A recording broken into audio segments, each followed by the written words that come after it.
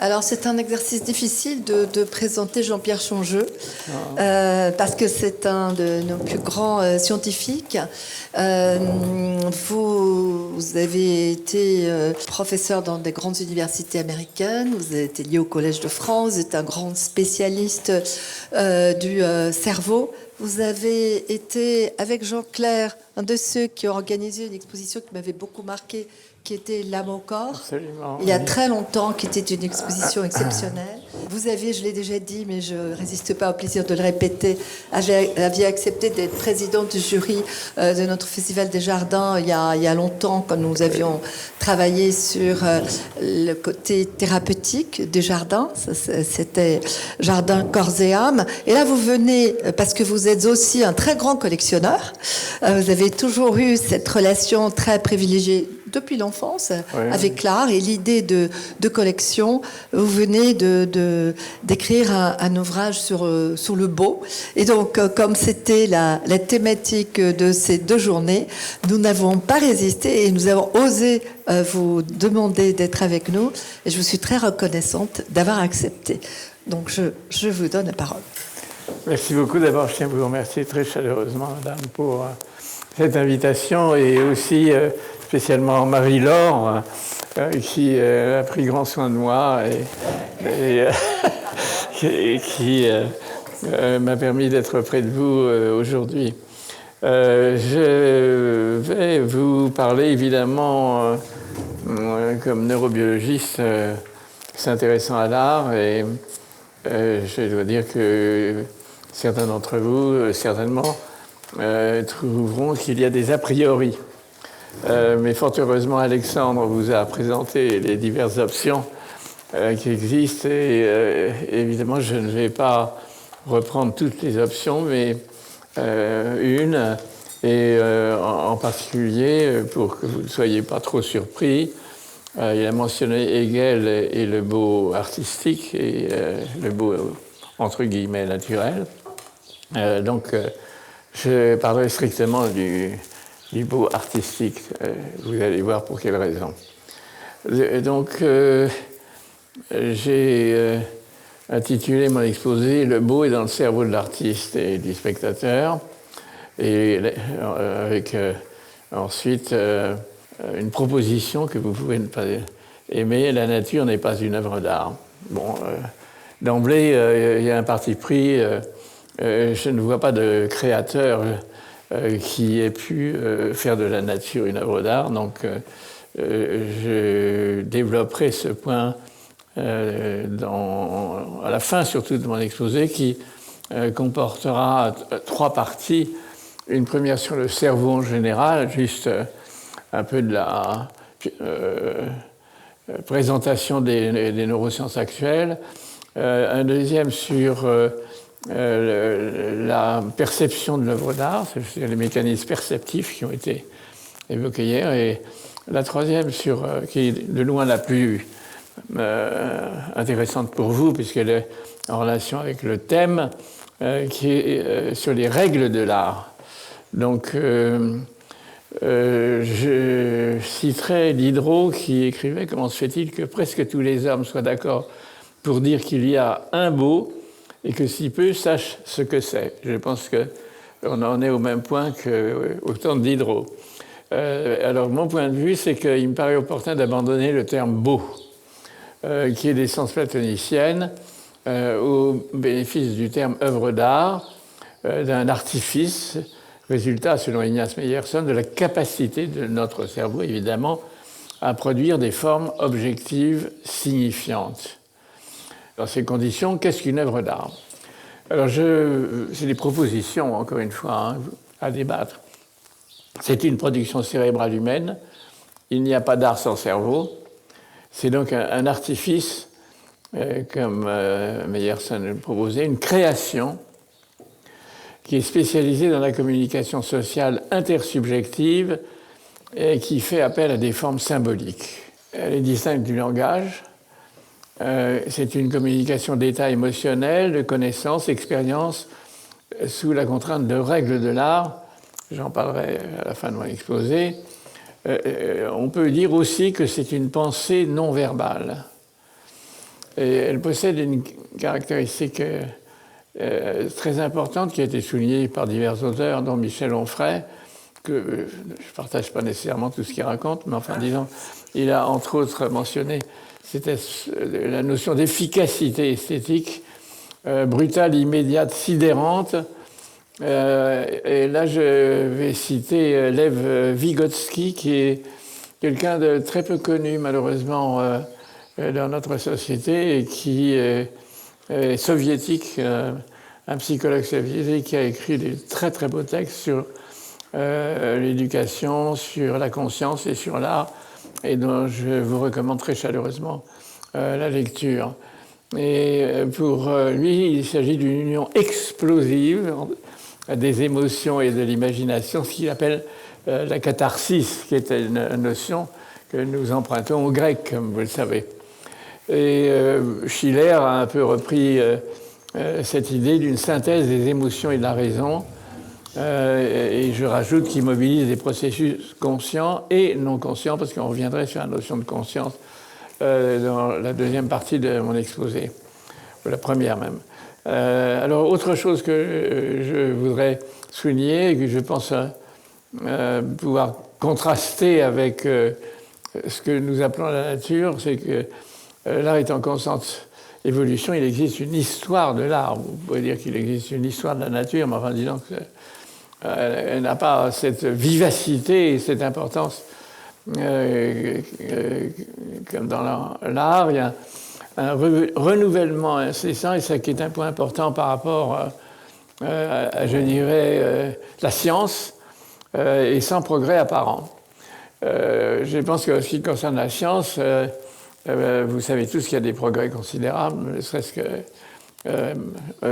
Chatbox GTP et tout ce que l'on peut dire de fantaisie sur l'intelligence artificielle, mais indépendamment de ça, il y a évidemment des progrès considérables, ne serait-ce que la découverte de l'électricité, de son utilisation, et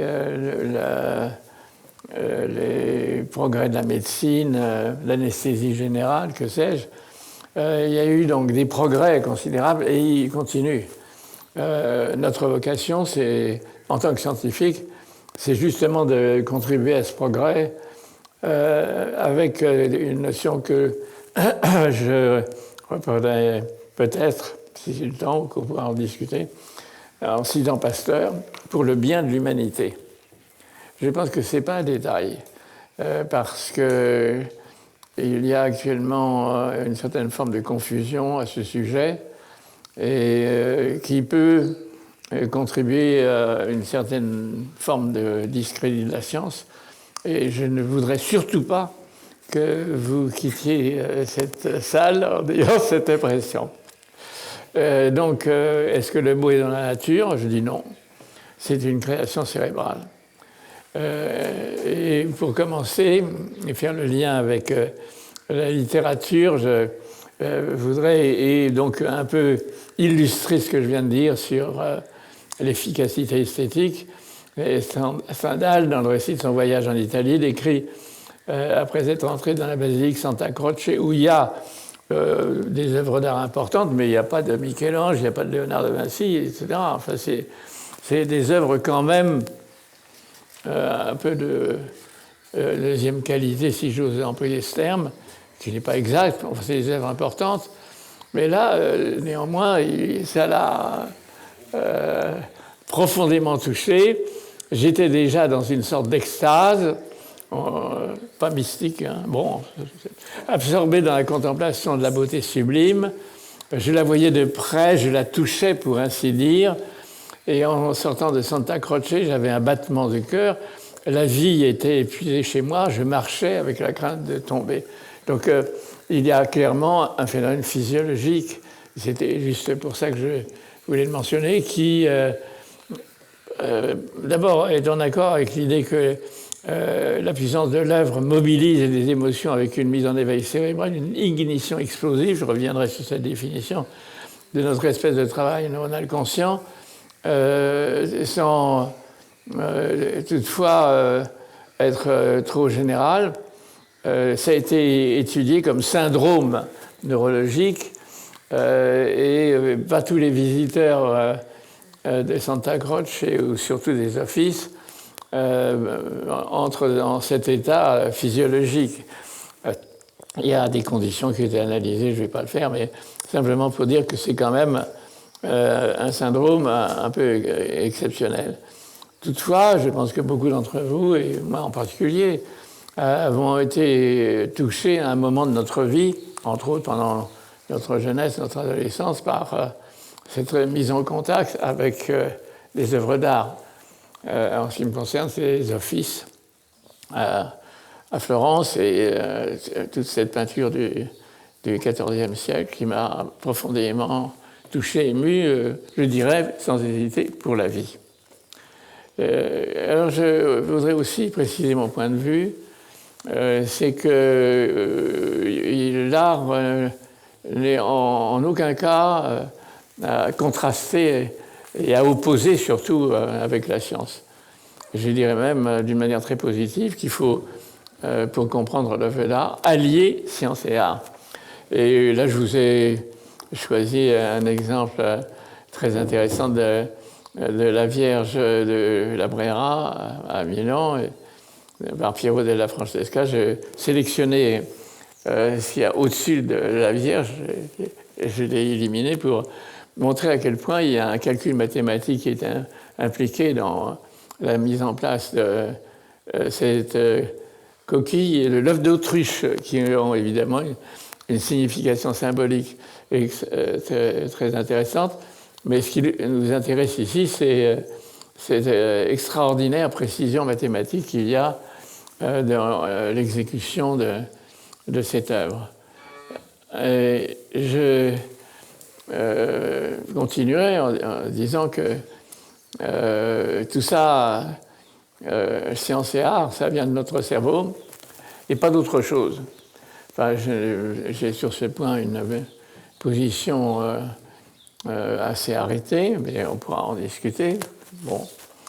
Et pour bien comprendre pourquoi cette proposition a une forme de justification, je dirais que notre cerveau est l'organe pratiquement le plus complexe qui existe sur Terre, et peut-être même la machine, si je vais employer le terme, la plus complexe, avec ses 80 milliards de neurones, et même plus, et 1 million de milliards de contacts entre cellules nerveuses que l'on appelle des synapses et que je vais vous illustrer dans une minute.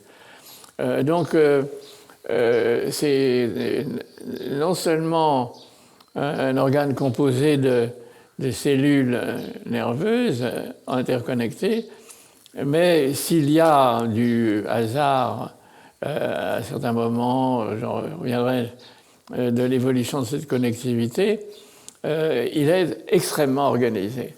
Donc nous avons affaire à une machine d'une complexité extrême qui est hautement organisée. Par exemple, je l'illustre avec les 180 aires cérébrales qui sont spécialisées dans des fonctions. Enfin, je ne suis pas du tout phrénologiste, bien que ça soit une tendance actuelle souvent de l'imagerie cérébrale, et dire « Ah, on voit une aire, c'est la fonction ». Ce que je veux dire simplement, c'est que ce sont des aires spécialisées qui participent à une fonction qui est beaucoup plus élaborée que ce que nous proposait Gall et la phrénologie. Et non seulement il y a en quelque sorte cette topologie du cortex cérébral ici, mais aussi une connectivité à longue distance sur laquelle je reviendrai. Et ce qui est assez intéressant, c'est que si vous regardez cette connectivité chez le nouveau-né et chez l'adulte, vous pouvez constater que les grandes lignes sont les mêmes. Là, ça a été réajusté à la même dimension. Donc, il existe non seulement des topologies d'aires cérébrales, mais des connexions à longue distance et à courte distance, bien entendu, également, qui sont particulières à l'espèce humaine. Ça, c'est un point qui est très important d'insister qu'il n'y a aucun doute qu'il existe des dispositions innées, universelles, dans le cerveau d'Homo sapiens, comme d'ailleurs dans celui d'autres espèces. Et néanmoins, je reviendrai là-dessus, qui peuvent être assez différentes de celles des autres espèces. Donc, les dispositions innées universelles, et pour les illustrer, je donnerai la succion du sein, du nouveau-né, qui recherche le sein de sa mère et va sucer le lait sans avoir aucune connaissance de ce que c'est que le sein de sa mère et le lait de sa mère. C'est un exemple qui est extrêmement frappant et qui montre à quel point il y a une innéité de certains de nos comportements. Il y a aussi la reconnaissance des visages et très tôt, quelques heures, le nouveau-né va reconnaître le visage de sa mère ou de son père et parfois de son grand-père. Donc j'ai le plaisir d'avoir fait cette expérience. Et il y a aussi, bien entendu, l'accès au langage. Pour l'instant, vivant sur Terre, il n'y a aucune autre espèce qui utilise le langage. L'art, bien entendu. Et je poursuivrai, j'essaierai d'illustrer ça par la suite, l'accès à la conscience et aussi également empathie et sympathie. Alors, à tous ces dispositions innées que je ne vais pas faire la liste exhaustive, vous savez qu'il y en a un très grand nombre, énormément. Je reviendrai sur un autre aspect que j'ai appelé épigénétique et qui vient en quelque sorte nuancer et moduler d'une manière très importante pour nous ces dispositions innées dont je viens de vous parler. Alors juste pour vous montrer, pour ceux qui aiment voir les neurones, voilà, c'est de Ramón y Caral, le contact synaptique, ça c'est très important. Ce qu'est une synapse, c'est une structure qui a à peu près la taille d'une bactérie. J'ai dit qu'il y avait 1 million de milliards de synapses dans notre cerveau, et c'est le point d'articulation entre ces cellules nerveuses. Et il y a eu un grand débat au début du XXe siècle entre Ramón y Caral et Golgi pour savoir si les neurones qui formaient ce réseau unique et exceptionnel étaient en continuité. Caral, sur la base de ses observations anatomiques, proposait que le neurone était une entité qui n'était pas en continuité avec d'autres neurones. Alors, inutile de dire que le parti pris idéologique était par derrière, parce que, chose curieuse, Golgi, qui était un idéaliste vraisemblable, pensait que quand on avait un réseau continu, l'âme pouvait passer plus facilement d'une cellule à l'autre. Bon, Ramón y Caral, lorsqu'il a pris cette position, évidemment, a immédiatement entraîné des réactions idéologiques. Mais, bon, il faut dire qu'il a raison. Ça, c'est indiscutable. Il y a des contacts électriques, mais la relation entre cellules nerveuses est discontinue. Et dans la plupart de ces synapses, il y a un neurotransmetteur qui est une substance chimique qui intervient dans la communication. Vous voyez les granules qui contiennent les neurotransmetteurs dans la partie présynaptique. Et ces neurotransmetteurs agissent sur des récepteurs qu'on connaît maintenant au niveau atomique. Notre cerveau fonctionne sur la base de ces éléments moléculaires et Bachelard a utilisé le terme de matérialisme instruit comme pour la chimie, en ce sens que vous ne pouvez pas omettre ce niveau moléculaire de toute connaissance sur le cerveau. Il faut bien savoir ça. Que ce soit de la psychologie expérimentale, évolutionniste, des systèmes de croyances, etc. Tout ça, ça passe par le cerveau de l'homme et ça passe, je l'illustrerai dans une minute par le niveau moléculaire qui est mis en jeu. Je voudrais quand même souligner,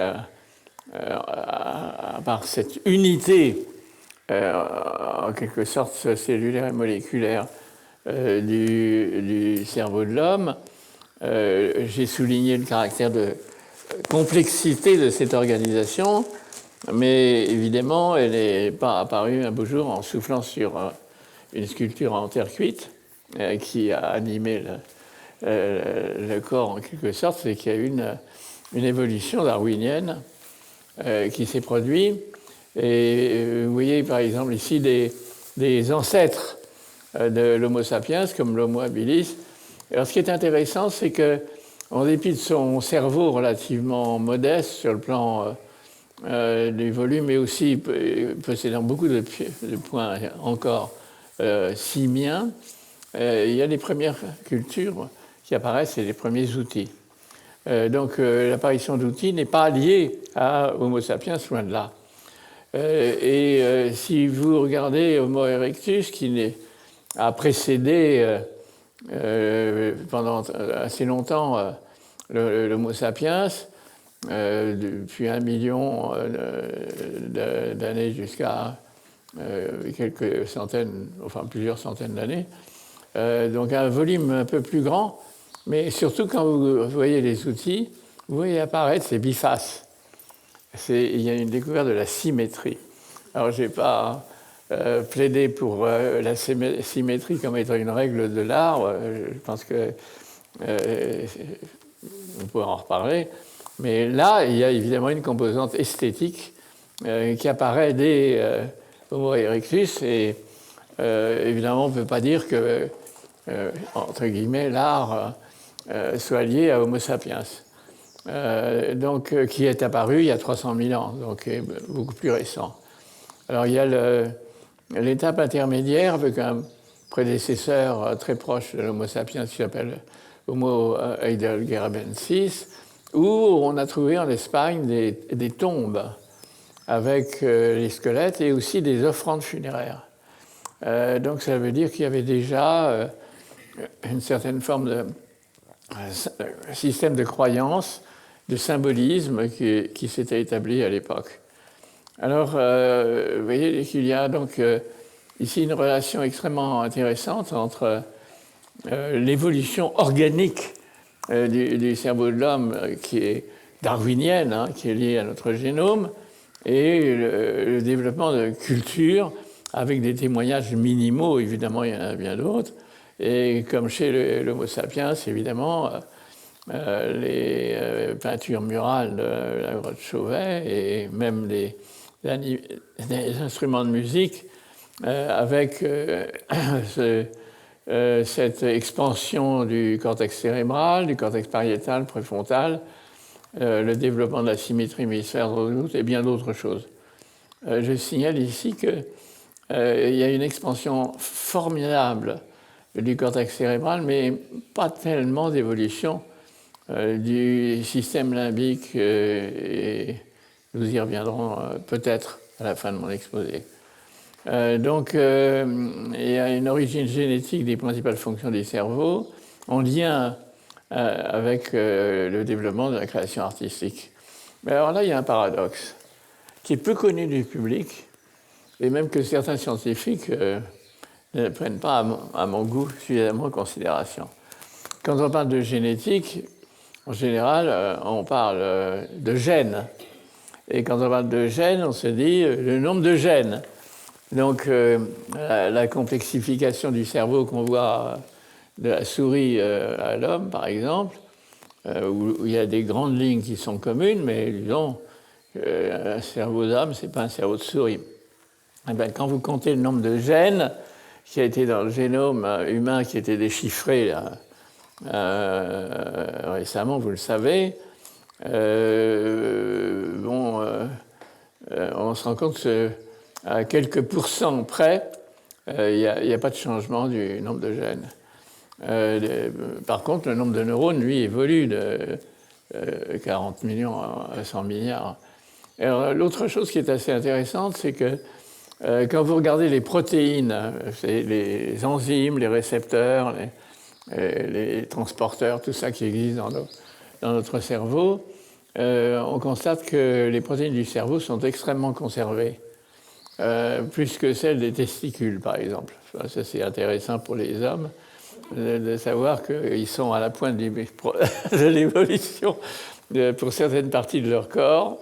Et évidemment, ça ne fait qu'aggraver le problème et le paradoxe quand on essaie de mettre en relation justement l'évolution génétique et l'évolution de la connectivité du cerveau. En fait, il y a un aspect génétique, mais qui fait intervenir un très petit nombre de gènes et qui va entraîner une caractéristique qui est très profonde de l'organisation du cerveau de l'homme adulte et de la femme. C'est la durée du développement postnatal qui est d'à peu près 15 ans. Ça, c'est un phénomène extraordinaire et la taille du cerveau augmente environ 5 fois au cours du développement postnatal et pratiquement le cerveau de l'adulte a environ simplement 2 ou 3 fois plus de synapses que le cerveau du nouveau-né. Donc ça peut paraître pas beaucoup, mais c'est des chiffres énormes, colossaux. Alors vous voyez ici simplement l'évolution malheureusement il n'y a pas de pointeur du nombre de synapses excitatrices en particulier au cours de cette évolution postnatale. Ce qui est très intéressant, c'est que pendant toute cette période postnatale, évidemment, le cerveau des nouveau-nés jusqu'à l'âge adulte est en contact avec l'environnement. Alors là, j'ai proposé un exemple hyper classique qui montre que Homo sapiens a peu évolué génétiquement au cours depuis qu'il est apparu, depuis 300 000 ans, mais qu'il y a ce que j'appelle épigénèse postnatale, qui a entraîné une évolution culturelle considérable. Et évidemment, l'exemple est celui de l'écriture. Bon, ça peut être étendu à l'art, bien entendu, en général. Et alors, la chose la plus intéressante, c'est que si vous regardez l'organisation du cerveau par imagerie en détail chez des sujets qui savent lire et d'autres qui ne savent pas lire, vous voyez sur ces schémas en bas, en particulier au niveau du cortex préfrontal à gauche, qu'un sujet analphabète et alphabétisé a des taches noires là, qui correspondent à des organisations synaptiques et neuronales différentes chez les sujets. Ce qui ne veut pas dire que les analphabètes soient débiles, des débiles mentaux, hein, c'est pas simplement, c'est pas ça. C'est que leur cerveau, qui a une capacité limitée, ça on l'oublie toujours, hein, va en quelque sorte remplacer certains types de connaissances, si j'ose employer le terme, par d'autres. Et c'est-à-dire que l'écriture va se développer vers 4-5 ans, avec difficulté d'ailleurs chez nous, chez l'enfant, parce que c'est la culture qui le force, en quelque sorte, à faire rentrer tout ça dans la tête. Donc il va y avoir une capacité qui a pu être suivie pour d'autres performances qui diminuent. Et comme vous le savez, dans les populations sans écriture, la connaissance du catalogue des plantes est absolument prodigieuse. Évidemment, malheureusement, il faut le dire, même si on connaît pas mal d'arbres et comme on connaît pas mal de plantes, chez eux, Tout ça fait partie du répertoire des connaissances comme c'est une forme de langage, en quelque sorte. Donc il y a une sorte de vicariance qui se produit, mais juste ça pour dire qu'il y a une sorte d'appropriation épigénétique de circuits neuronaux. Bon. Et là, tout de suite, vous voyez où je veux en venir, c'est qu'évidemment, il va y avoir, non seulement avec l'écriture, mais depuis la naissance, avec le langage parlé d'abord, avec le développement des systèmes de relations, je dirais déjà un début d'éthique chez le nouveau-né, la mise en place de systèmes symboliques comme les systèmes religieux qui font tellement parler d'eux actuellement sur le plan politique. Tout ça, c'est en quelque sorte une empreinte qui va se trouver au sein d'une enveloppe génétique qui est celle de l'Homo sapiens. Alors ça, c'est pour nous très intéressant. Est-ce qu'il y a des universaux en dépit de cette variabilité génétique? Je pense que oui. Je vous en ai cité quelques-uns, mais il y en a d'autres qui sont plus subtils et nuancés. Et en même temps, il y a cette importance de l'épigénèse qui va donc rendre compte de cette variabilité culturelle. L'idée, c'est qu'au cours du développement postnatal, comme je le disais, la masse du cerveau augmente de 5 fois et les synapses du cerveau de l'adulte n'apparaissent pas en une seule fois. Hein, c'est pas comme un ordinateur. En ordinateur, on prend des circuits imprimés, on met de la soudure et voilà. Là, c'est pas ça du tout. Les circuits s'emboîtent les uns avec les autres et se construisent et il y a une série d'étapes que vous voyez au milieu là où au sein de l'enveloppe génétique dont je viens de parler, il y a une variabilité qui apparaît. Et cette variabilité, c'est que les connexions ne se font pas d'une manière innée. Bon, pour certaines fonctions, je les ai mentionnées, mais pour d'autres, plus corticales, etc.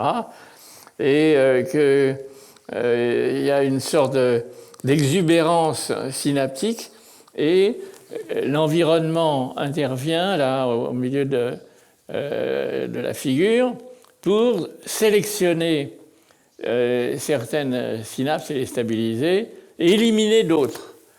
Donc il y a une sorte de processus entre guillemets darwinien, mais non génétique, épigénétique. Et d'ailleurs, vous voyez ici, au cours du développement, la chute du nombre total, figure du bas, la chute du nombre total de synapses à partir de 4-5 ans chez l'enfant, qui témoigne justement de cette sélection synaptique qui intervient dans la mise en place de représentations sociales et culturelles dans notre cerveau et qui est surtout à l'origine de la culture et de son évolution. Donc, il faut bien avoir en tête que dans ce contexte, distinguer inné et acquis, puisque je sais toujours un débat dans les sciences humaines, etc., à ce stade, je dirais que tout est à la fois inné et acquis. Sauf que, par contre, c'est quantitativement ou qualitativement même, on peut souligner l'importance d'un aspect par rapport à l'autre, mais que des synapses, il y en a partout, elles se développent à peu près toutes de la même manière, et qu'on arrive à ce genre de conclusion. Donc, juste pour conclure que, évidemment, l'épigénèse postnatale telle que je vous l'ai présentée conduit à une diversité culturelle. Bon, à gauche, on croit en Dieu, à droite, on ne croit pas. Alors, ça veut dire que il y a déjà, ne serait-ce que sur le plan idéologique et philosophique, une partie du monde très importante qui a cette conviction et une autre au moins aussi importante, ou à peu près, qui ne l'a pas. Bon, il y a un système d'écriture que vous connaissez qui est alphabétique, qui a évolué d'ailleurs à partir du système cunéiforme qui était plus complexe, ou hiéroglyphique. Et à droite, vous avez le système d'écriture chinois qui est évidemment très utilisé, toujours efficace. Donc, vous voyez à gauche Bellini, dont je vous recommande l'exposition à Paris, Jacques Marandré, et Confucius de l'autre. Donc, voilà, pour juste illustrer mon point de vue, que le fait qu'il existe des dispositions innées propres à l'homme, et à mon avis fort heureusement, parce que ça veut dire qu'il y a une unité de l'homme et la possibilité d'accès à des universaux sur le plan des conduites, etc., est évidemment très important dans un monde où la diversité culturelle tend à créer des communautarismes et à cliver les communautés humaines, comme vous le savez, en ce moment. Alors, je peux m'arrêter 2 minutes. Si vous avez des questions, on passera au chapitre 2. Qu'est-ce qui explique que le nombre de synapses diminue après 3 ans? C'est la sélection. Je vais montrer qu'il y a une étape d'exubérance et ensuite de sélection et les synapses qui ne sont pas sélectionnées disparaissent. Donc après 3 ans, on ne peut plus se développer? Alors ça se produit tout le temps, du début jusqu'à la fin. Et là, ce que je vous ai montré comme courbe, c'est l'enveloppe générale, c'est-à-dire ces diverses étapes emboîtées les unes dans les autres, qui globalement, au départ, il y a un accroissement de synapses, et cet accroissement chez le nouveau-né est fantastique. Il est de l'ordre du million de synapses par seconde. Les synapses en croissance,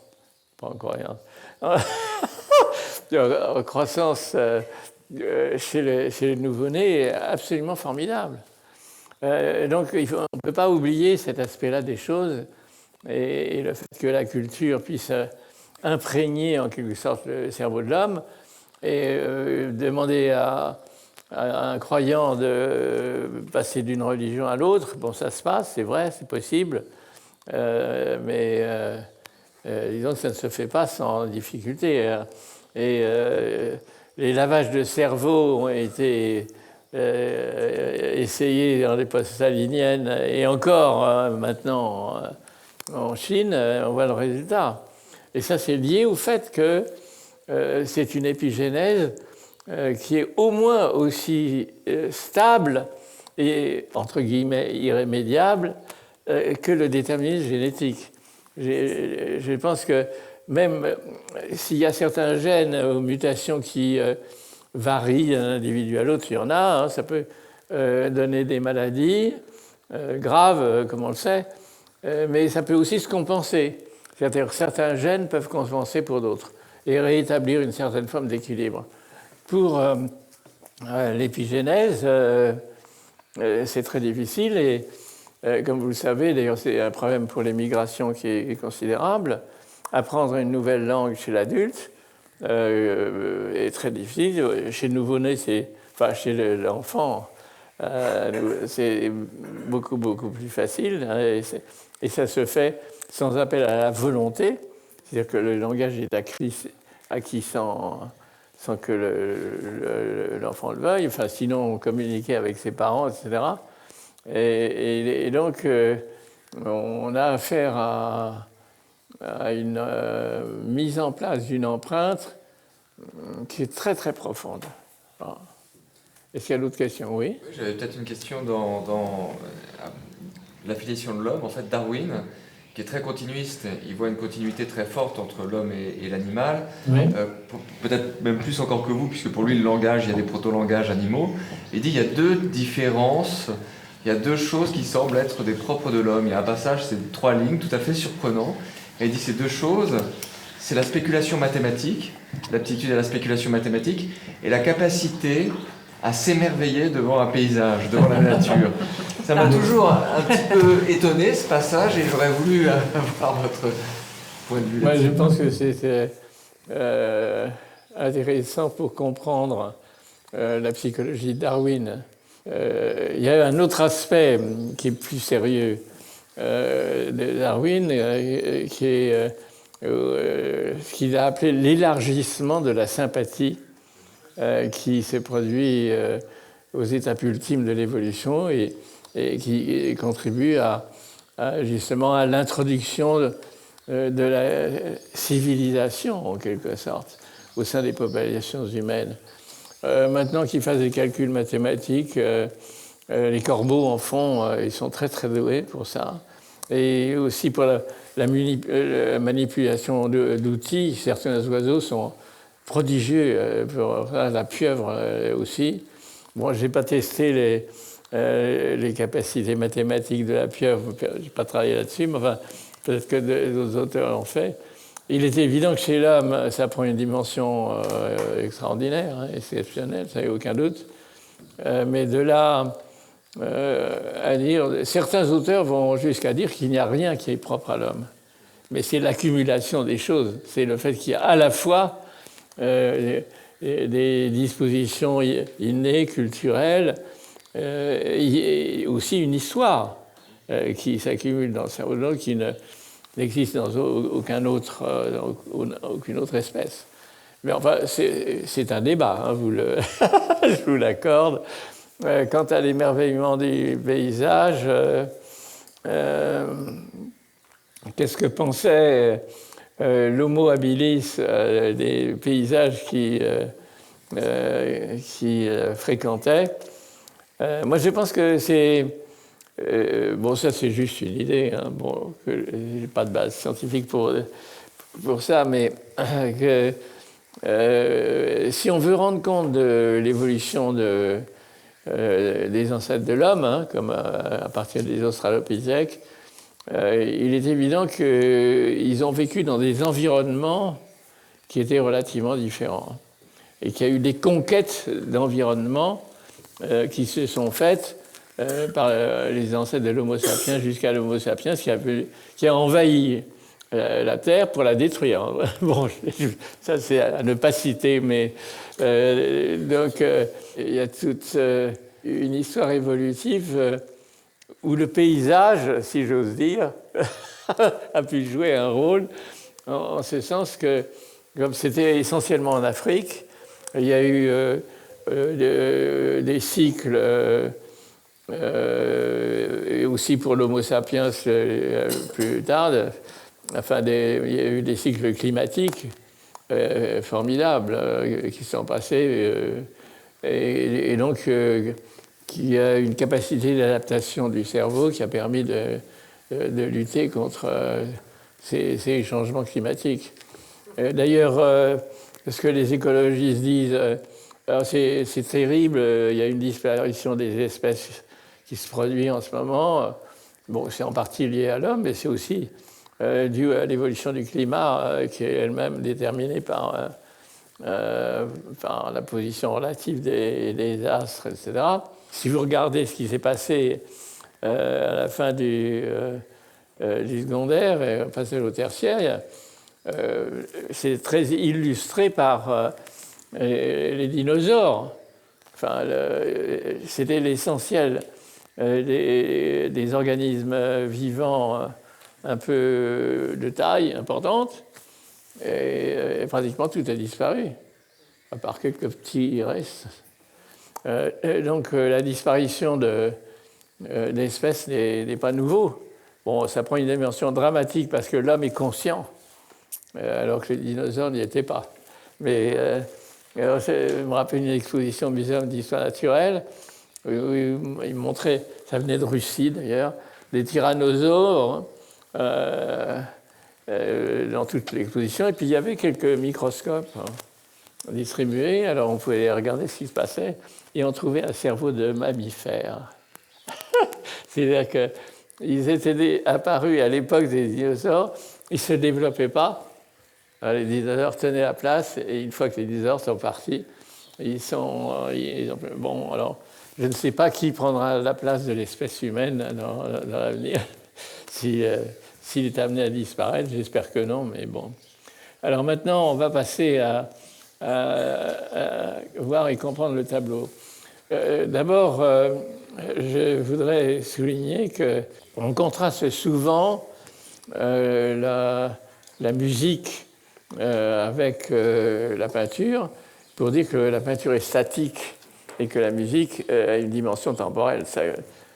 Personne n'ira contre cette idée. Sauf que, une fois de plus, notre cerveau intervient et qu'il y a une exploration du cerveau qui se produit et on peut la suivre d'une manière quantitative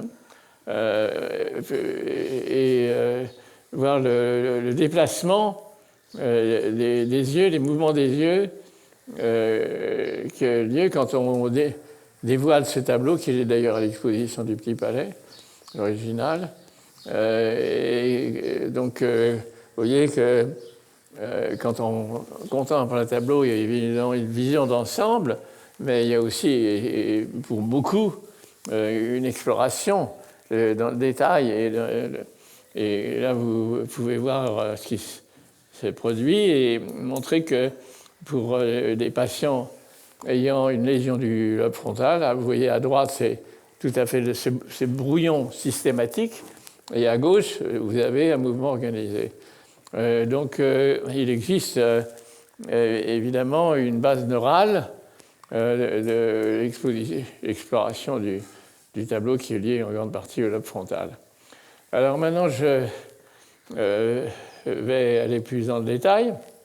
Après ce mouvement du regard, c'est toujours un regard, et il y a dans ce regard, évidemment, une perception de la surface du tableau. Ici, c'est une peinture rupestre il y a 30 000 ans, qui est relativement récent par rapport à l'apparition de l'Homo sapiens, qui est de 300 000. Mais donc, ce qui se passe, c'est qu'il y a une émission de radiation lumineuse qui se produit lorsque le sujet regarde l'œuvre.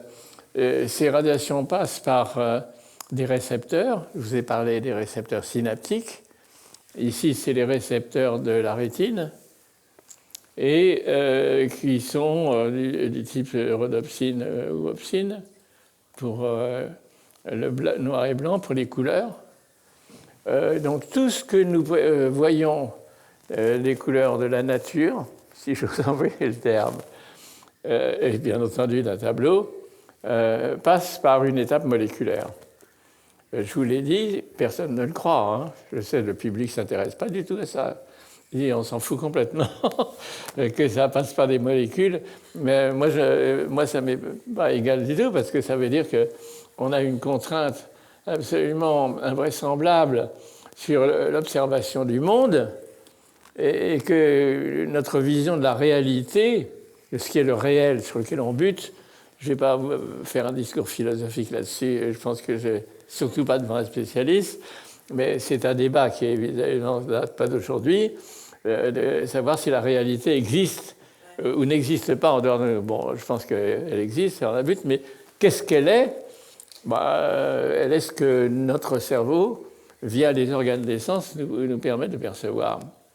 Alors, vous pouvez, par exemple, voir ici, par une méthode d'autoradiographie, si vous avez l'impression sur les récepteurs dont je viens de vous parler ici, qui est le stimulus visuel, regardez ce qui se sur le cortex visuel V1, vous voyez déjà qu'il y a une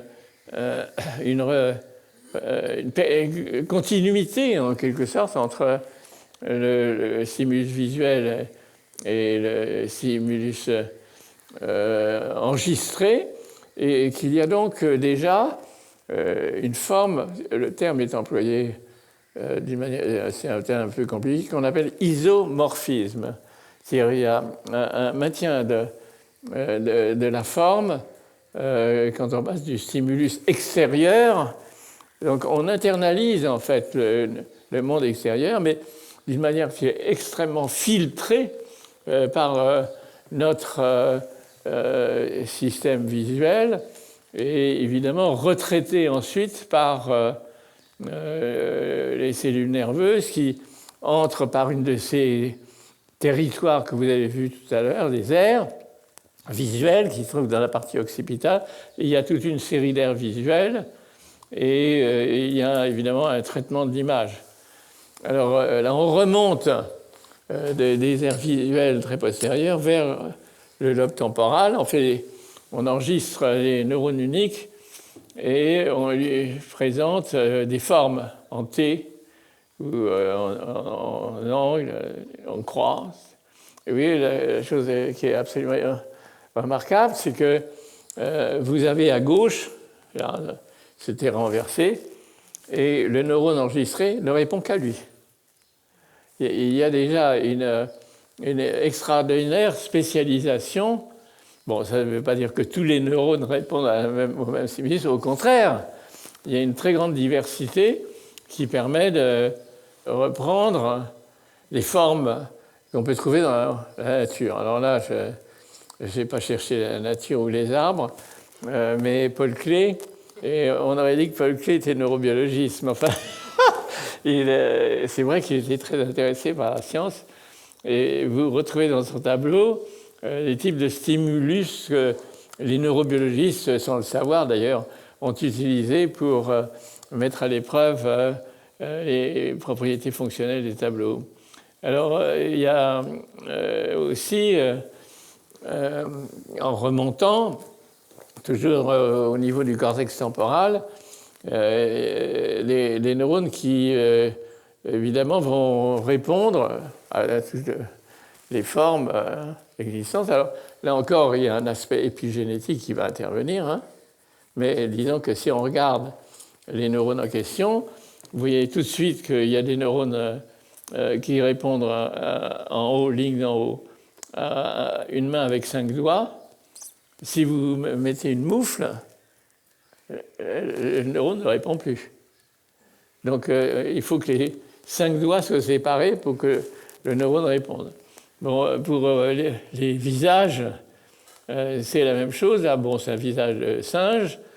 Non seulement il est reconnu avec une certaine orientation de la tête, mais dès qu'on change l'orientation du visage, il disparaît.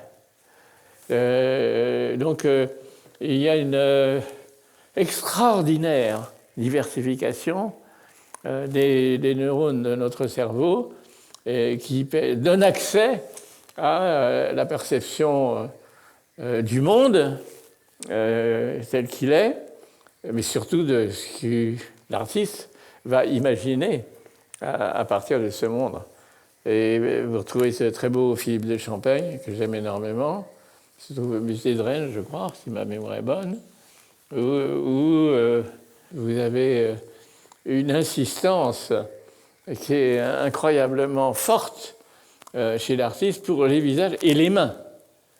Et vous voyez, il y a non seulement le crâne, mais le visage, et aussi des mains qui sont particulièrement soulignées par l'artiste. Alors, bon, je ne vais pas vous faire une liste de tout ce qui peut être dit dans ce sens-là, pour arriver à un niveau qui vient juste d'être abordé là, en 2019 par Huth et Galland, qui, encore une fois, ont fait des images. C'est de l'imagerie cérébrale, alors ça vaut ce que ça vaut, hein, mais bon, c'est limité aux états d'activité, etc. Et en haut, on fait entendre une histoire au sujet, et en bas, le même sujet, lit la même histoire.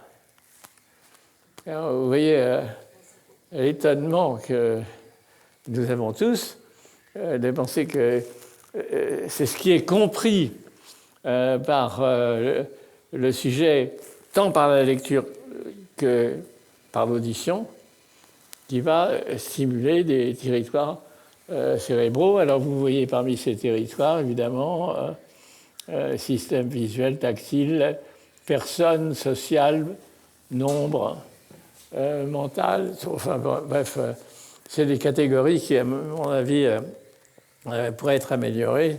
Et je pense que ces neurobiologistes feraient bien de fréquenter un philosophe qui les aide à classer un peu les diverses catégories. Mais bon, c'est simplement pour dire que, au fond, la compréhension du tableau, et évidemment du monde qui nous entoure en général, est effectivement réalisée par notre cerveau. Alors ça, c'est juste pour illustrer comment on peut passer par les diverses aires corticales qui vont du système visuel aux aires temporales, dont je vous ai parlé de la distinction qu'on fait entre où et quoi.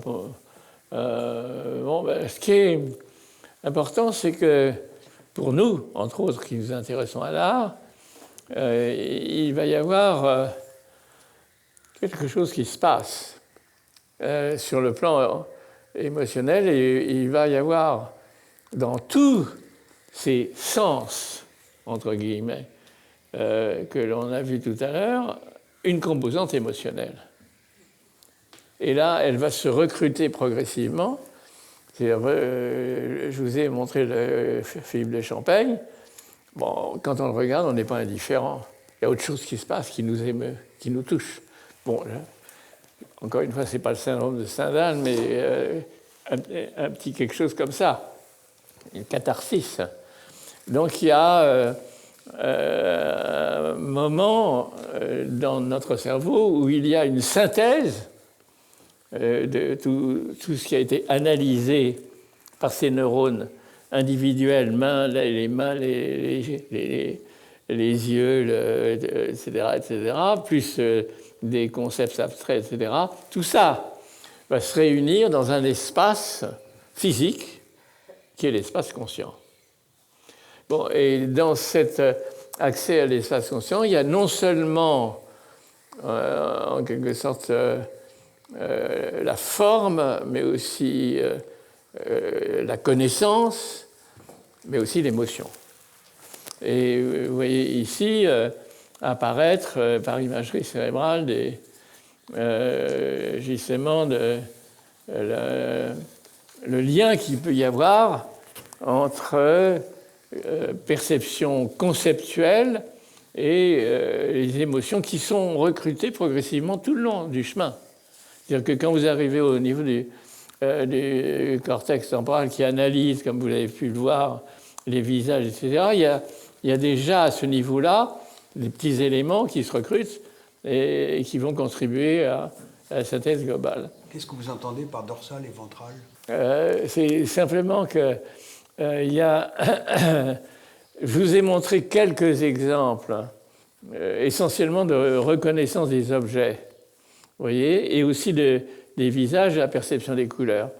Alors, il y a des aires, ici c'est des territoires, c'est des aires corticales, qui sont en relation les unes avec les autres et qui constituent une voie ventrale.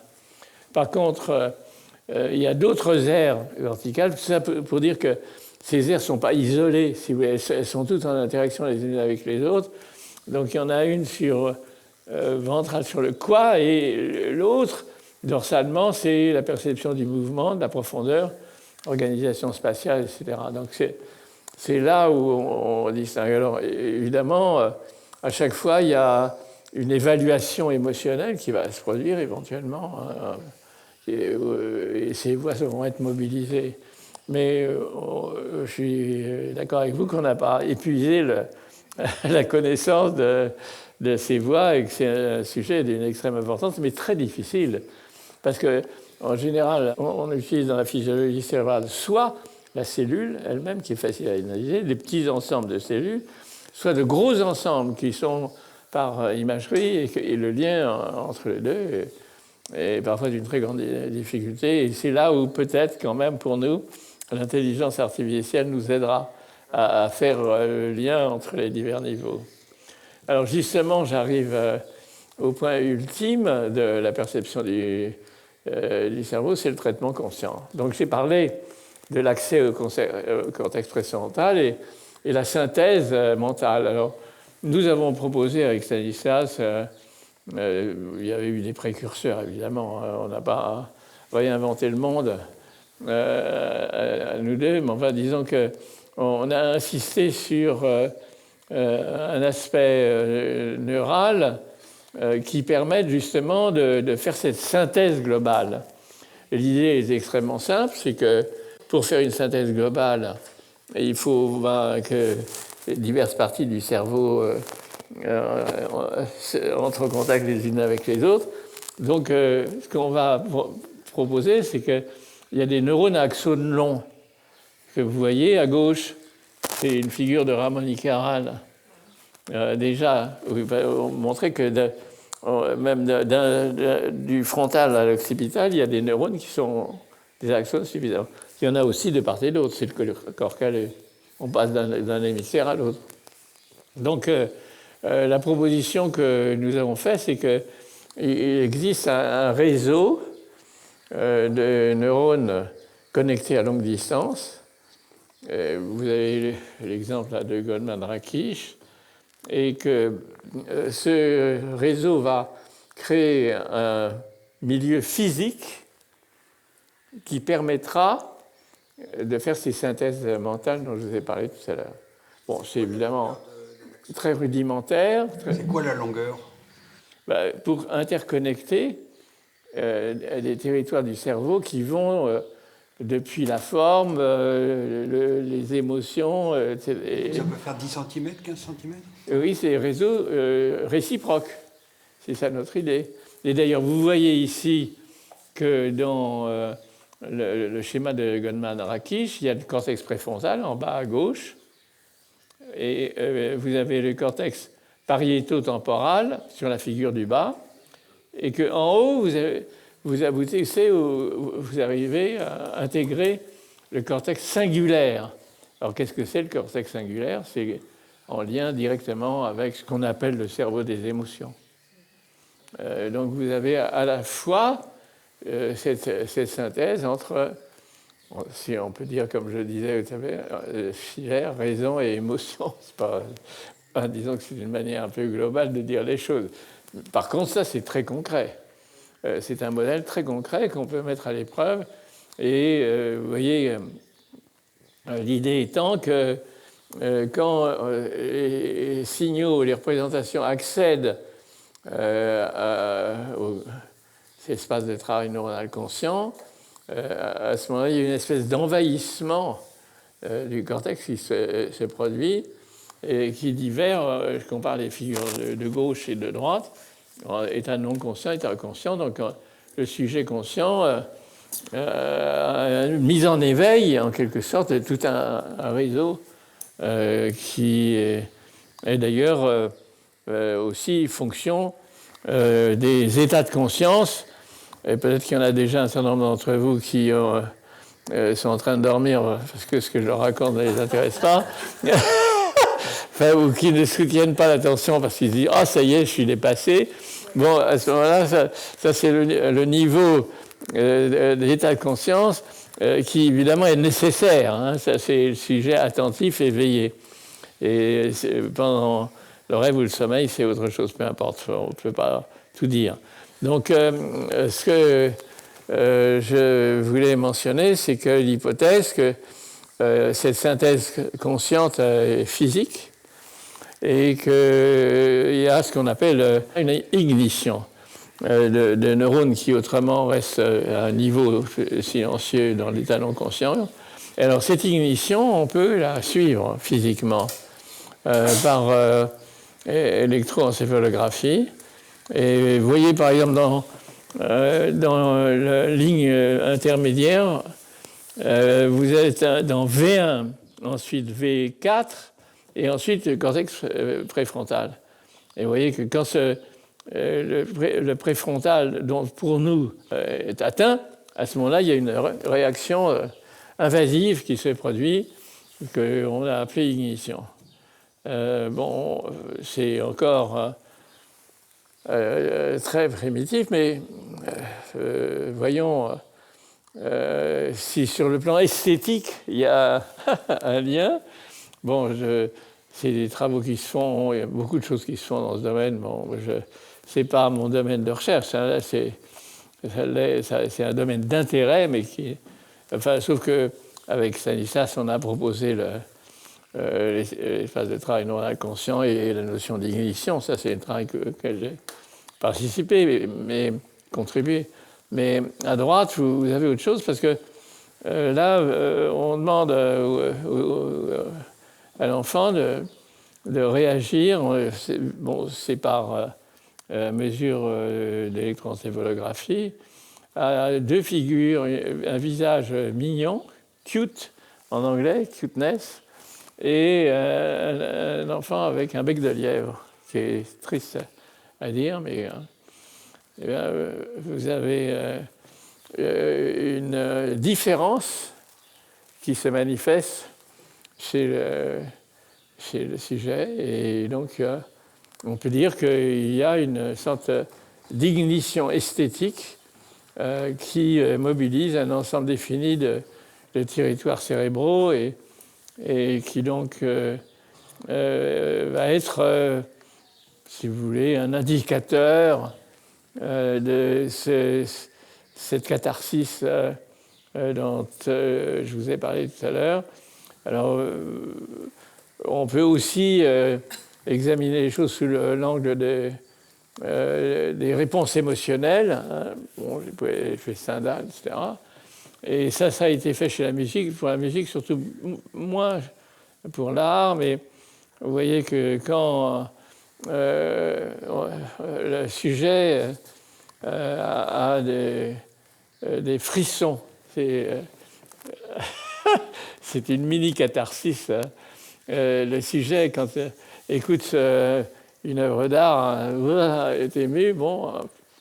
Encore une fois, c'est quand même très subjectif, mais ce qu'on trouve, par contre, qui est très clair, c'est qu'il y a des territoires, justement, en plus du cortex orbitofrontal qui est cognitif, qui interviennent dans les émotions positives ou négatives, c'est-à-dire heureux, triste, etc.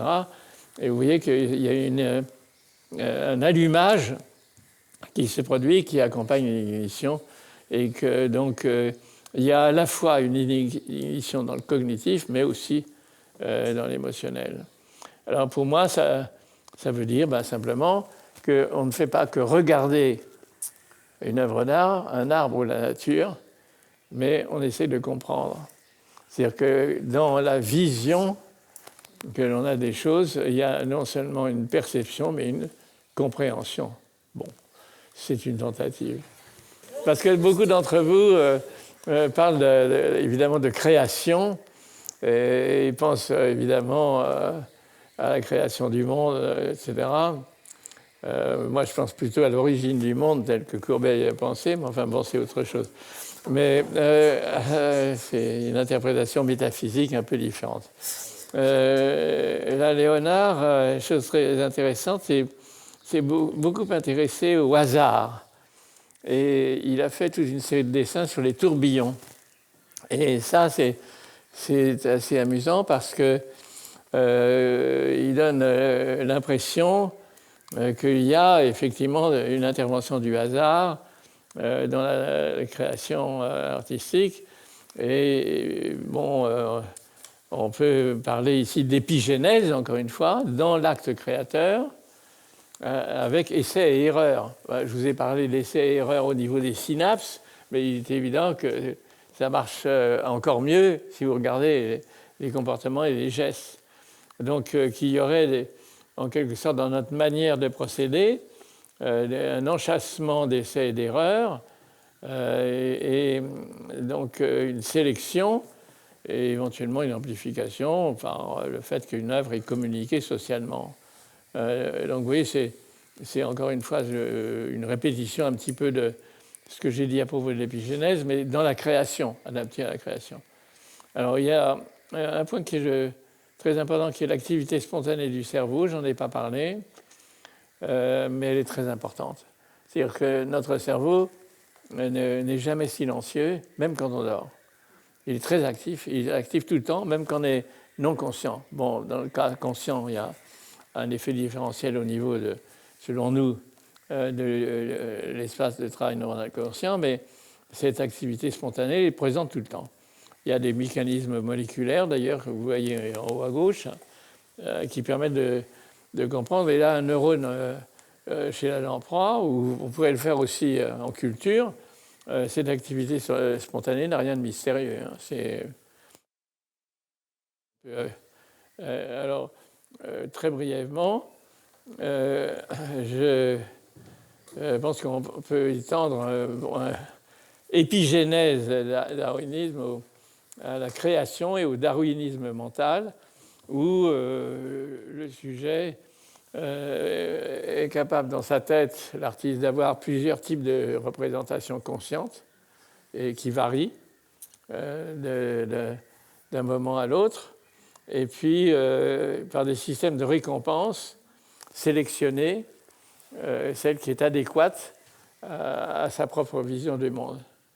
Donc l'artiste, bon, je vais parler de ça maintenant, dans la troisième partie, va essayer d'élaborer son œuvre. Ça simplement pour dire qu'on peut y penser par essai-erreur, par une espèce de variabilité. Et d'ailleurs, vous avez beaucoup de témoignages de ça. Enfin, si vous regardez les esquisses d'artistes, même Léonard de Vinci, et entre autres pour la Vierge et Sainte-Anne du Louvre, qui est un tableau qui paraît chef-d'œuvre. Ah, quel chef-d'œuvre, c'est formidable. Pas du tout. C'est 20 ans de travail avec des essais et des multiples projets, etc. Et même déjà très élaborés et encore changés. Donc, je vais m'arrêter là pour cette section et puis ensuite aborder ce qui nous intéresse plus directement, qui sont les règles de l'art. Est-ce que vous avez des questions? Oui? S'il vous plaît, merci. C'est passionnant.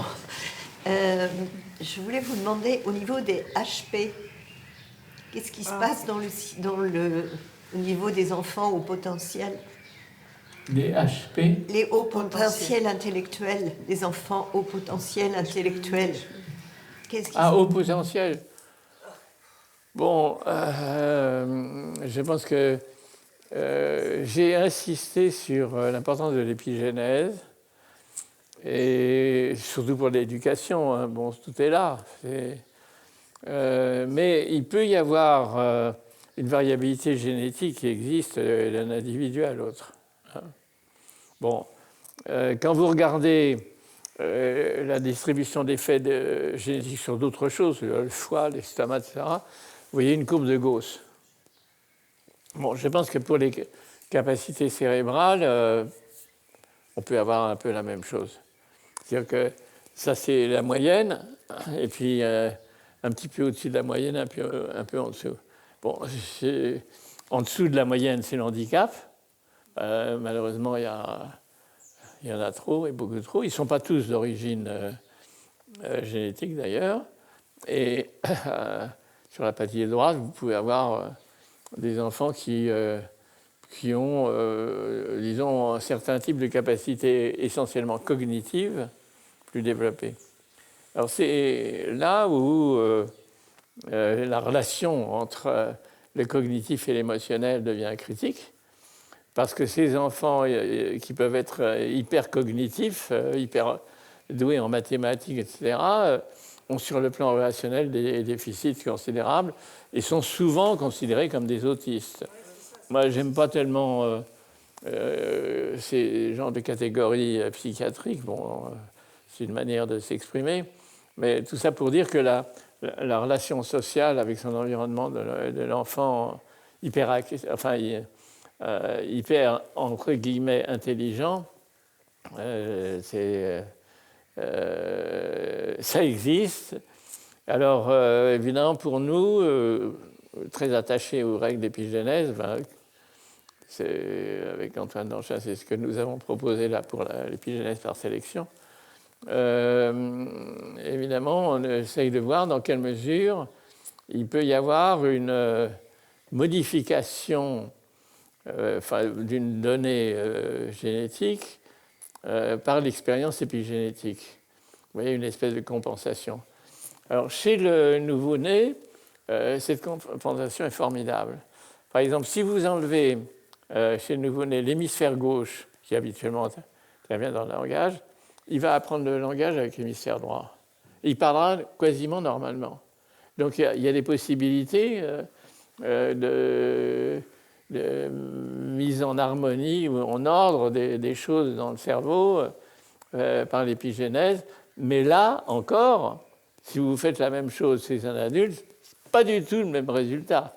Et je dirais non seulement pas le même résultat, mais quand il y a un accident vasculaire cérébral, pour récupérer, c'est la croix de la bannière.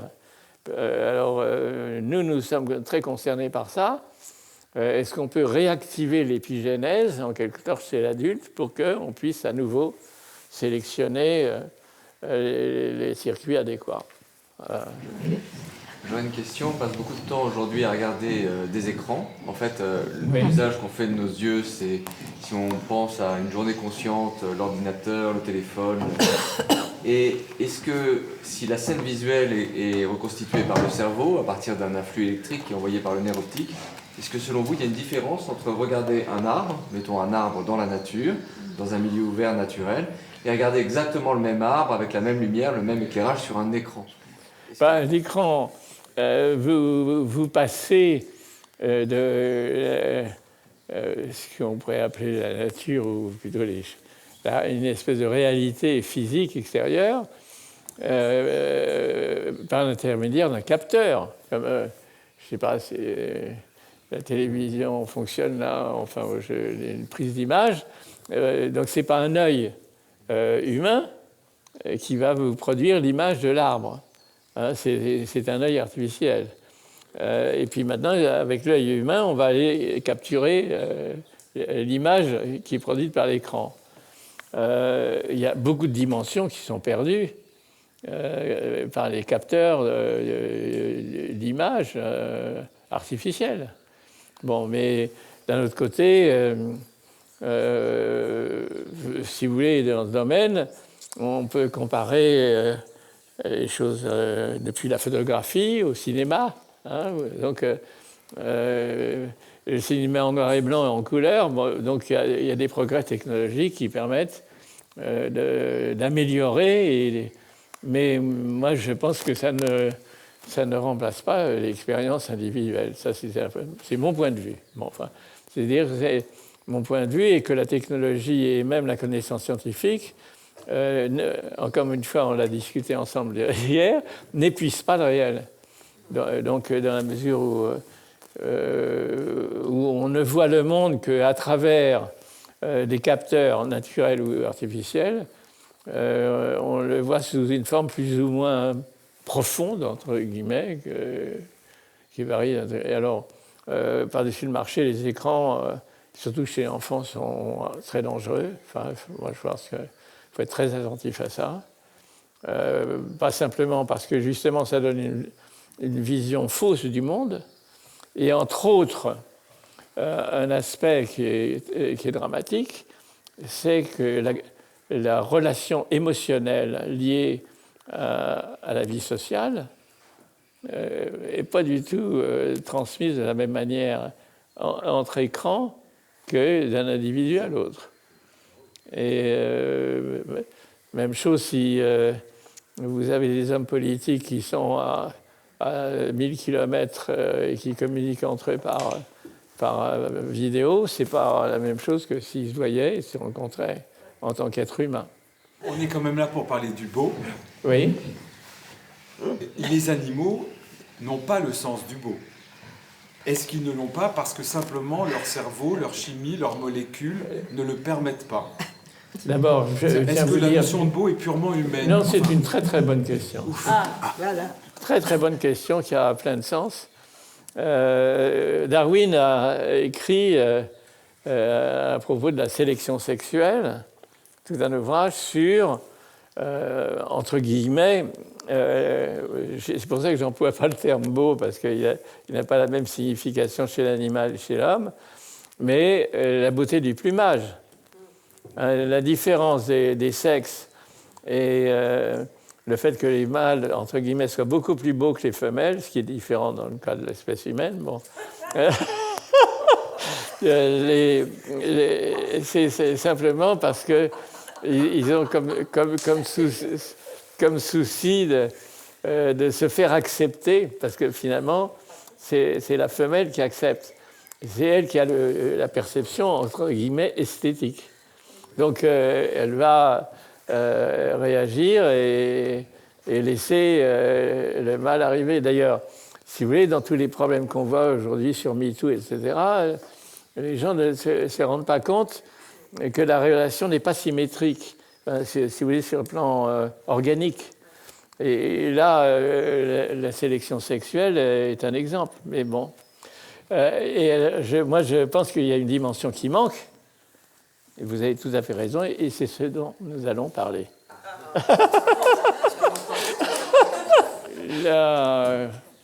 Une question qui se posait, vous avez Braque et Boulet, j'aime la règle qui corrige l'émotion, et l'autre aime l'émotion qui corrige la règle. Alors, je voudrais introduire qu'est-ce que c'est qu'une règle. Et là, je pense que, une fois encore, on est dans un mécanisme darwinien où il y a une multiplicité pour le créateur de représentations possibles. Je vous ai... en fait, quand le créateur produit son œuvre, il ne produit pas n'importe quoi pris au hasard. J'ai montré qu'il y avait un système de récompense qui intervenait, etc. Mais il y a aussi, qu'on le veuille ou non, chez chaque artiste, un style personnel. Et il choisit en fonction de la vision qu'il a de son œuvre. Bon, je vais un peu plus vite. Et donc, l'idée, c'est qu'il existe chez l'artiste un cadre neuronal acquis qui restreint le nombre de représentations et qui le met à choisir et à retenir certaines d'entre elles et pas d'autres. Alors, là, je regarde simplement quelques-unes des règles de l'art qui vous intéressent particulièrement. Je dis que la copie de la nature ne suffit pas pour faire l'œuvre d'art. Et entre autres, la mimésis n'est pas une règle de l'art. Vous pouvez en discuter. Hein. En fait, là, on a affaire à ce qu'on appelle le paysage héroïque ou composé. Et il est certain qu'il y a une vérité dans le paysage composé qu'il n'y a pas dans une photographie banale. C'est une autre chose. Donc, la nature, en quelque sorte, peut être utilisée comme matériau de construction pour l'artiste. Mais la nature elle-même ne suffit pas pour faire une œuvre d'art. Ça, c'est un point de vue qui est le mien, mais qui est partagé par d'autres personnes, évidemment. Donc, il y a une réinterprétation de la nature à partir en quelque sorte d'éléments naturels, mais que sans cette recomposition, et c'est ce qui fait qu'il y a une différence avec les oiseaux, ou d'autres espèces animales qui peuvent avoir un sens esthétique, mais ils ne vont pas plus loin. Bon, la photographie, évidemment, pose problème, parce que est-ce que c'est une œuvre d'art? Oui, selon moi, parce qu'il y a non seulement une sélection, mais une mise en forme de la nature. Et là, un artiste que j'aime énormément, qui s'appelle Gustave Le Gray. Pour ceux qui connaissent la photographie, savent qu'il est une autre photo de Gustave Le Gray. Le photographe, évidemment, sélectionne nature statistique. Alors je voulais juste dire en passant, pour clore sur la mimésis, si j'ose dire, qu'évidemment l'art abstrait fait très peu appel à ces références naturelles dont j'ai parlé tout à l'heure dans le paysage composé, etc. Et il construit à partir de quoi? De ce qu'il voit dans son cerveau. Et parfois même une organisation cérébrale. Je ne vais pas partir de ça, mais les hallucinations, c'est autre chose, mais enfin, bon, ça proche, ne sont pas au hasard. En fait, il y a toute une théorie des hallucinations qui fait que l'artiste représente, enfin, l'artiste, le sujet représente une organisation qu'il a dans son cerveau. Bon, ça se discute. Encore une fois, la mimésis n'est ni nécessaire ni suffisante. Bon. Alors, il y a quelques... Je vais rapidement passer. La nouveauté, qui est une règle absolument indispensable, qu'on ne va pas trouver dans la nature, sauf si on se promène et qu'on regarde les choses auxquelles on est habitué. Et il y a toute une imagerie cérébrale de la surprise. C'est-à-dire qu'on montre au sujet une photographie, une reproduction, que sais-je, et là, il va être activé au niveau du cortex préfrontal, vous voyez, naïf. Hein. Et puis, une fois qu'il en aura vu 5 fois le tableau, il en aura marre. Et donc, il n'y a plus l'effet de surprise et le cortex préfrontal, c'est beaucoup moins actif. Il y a un autre aspect que je trouve très intéressant qui s'appelle la schématisation et la parcimonie et qui est défini en anglais par Herbert Simon, qui est un prix Nobel d'économie, ça peut vous paraître. Alors, il parle de The beauty of a scientific proposition lies in the fact that it explains much from little. C'est-à-dire que l'artiste donc va choisir ce qui est le plus représentatif, le plus capable de toucher le spectateur. Alors évidemment, vous pensez tous à Matisse et à Picasso. Alors là, j'interviens, puis je vais m'arrêter dans quelques minutes, sur un aspect qui, pour moi, est tout à fait fondamental dans l'art, l'œuvre d'art, et qui est inspiré de ce que Alberti a appelé le consensus partium, la cohérence des parties avec le tout. Et c'est une cohérence artificielle. Je pense que ou alors il faut sélectionner dans la nature des parties où il y a cette cohérence. Bon, le photographe le fait, je vous ai montré des photographies. Mais normalement, ça ne se passe pas comme ça. Donc il y a une recherche universelle de l'harmonie. Et ce qui est intéressant, c'est que Diderot avait défini le beau comme la perception des rapports. Et on tombe en plein là-dedans, c'est la même chose de mon point de vue.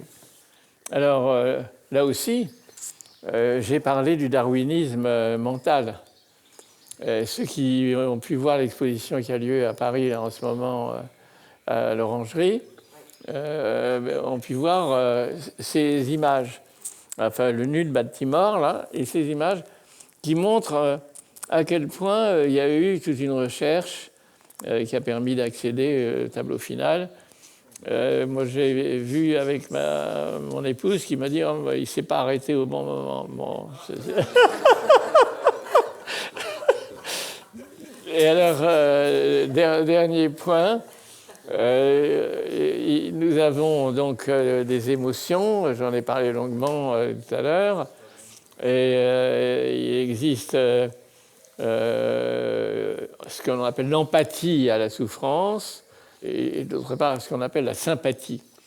Il y a des bases neurales, ça, bon, évidemment.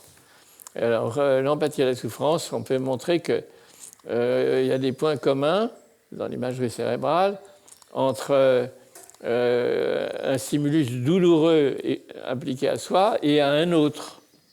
partenaire. On compare les deux, le même stimulus. Si la perception est la même, vous voyez, il y a des circuits qui permettent de s'imaginer la représentation, ce qui se passe dans le cerveau d'un autre. Bon, c'est la théorie de l'esprit qui est très connue et il y a des fragments de recherche qui permettent de voir qu'on peut accéder. L'autre chose, c'est la sociopathie. Je pense que ça, c'est un point très important dans les conditions où nous vivons actuellement. C'est un trouble qui peut être inné, mais qui est aussi souvent induit, qui souligne le côté antisocial de la personnalité, l'agressivité, l'absence de remords, même si la capacité d'attribution qu'on avait vue en Platy est conservée. Là, il y a une théorie neurobiologique sur l'inhibiteur de violence, mais vous voyez actuellement que c'est une maladie qui est relativement courante chez un certain nombre de dirigeants.